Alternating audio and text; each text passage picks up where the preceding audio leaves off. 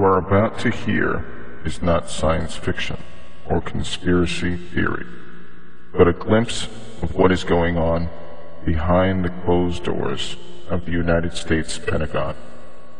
In a small auditorium labeled BC 232, a man is presenting a discussion on how the military-industrial complex can spread a virus and use a vaccine to extinguish what the Pentagon calls undesirable human behavior.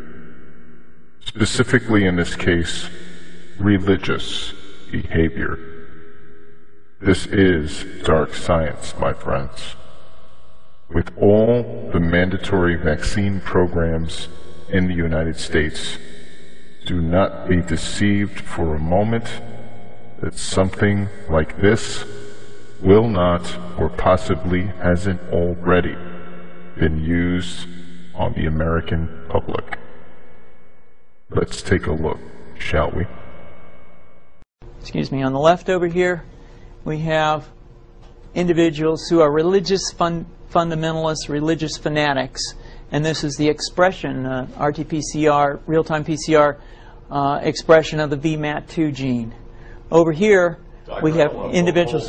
So let me complete. So over here, we have individuals who are not particularly fundamentalists, not particularly religious, and you can see there's a much reduced expression of this particular gene, the VMAT2 gene.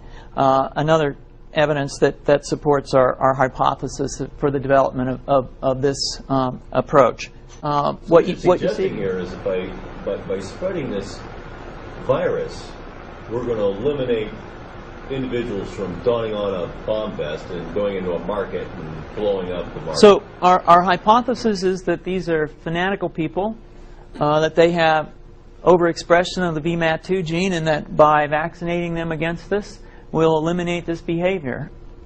So we have some very, very remarkable data in this next slide. Here we have two brain scans. These are fMRIs. These are two different individuals with different levels of expression of VMAT2. On top is an individual who's a religious fanatic, an individual, and we've repeated this numerous times, that has high levels of VMAT2. Now, this individual down here who had low levels of the VMAT2 gene, this individual would self-describe as not particularly religious. In each case, these individuals were read a religious text. This individual lit up the right middle frontal gyrus, shown here, and that's a part of the brain that's associated with theory of mind. It's a part of the brain that has to do with intents and beliefs and desires. In marked contrast, here's an individual who would not particularly self-describe as religious, and when they're read a religious text, what you see is that this part of the brain called the anterior insula lights up. This is a part of the brain that's associated with disgust or displeasure on hearing something. So you're suggesting I take a CT scan with me when I'm evaluating people to determine whether to put a bullet in their head? So the data that I'm presenting here supports the concept that we're proposing, and I think that we would not propose to do CT scans or fMRIs on individuals out in the hinterlands of Afghanistan. The virus would immunize against this VMAT2 gene, and that would have the effect that you see here, which is it's essentially to turn a fanatic into a normal person. And we think that will have major effects in the Middle East. How would you suggest that this is going to be dispersed? Aerosol?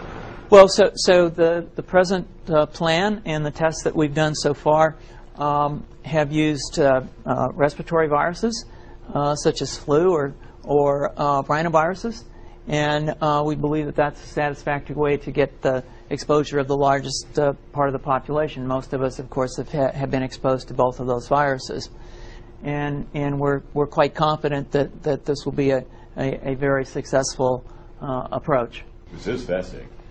What's the name of this proposal? Yeah, so the name of this project is FunVax, which is the vaccine for religious fundamentalism. And you have a proposal already?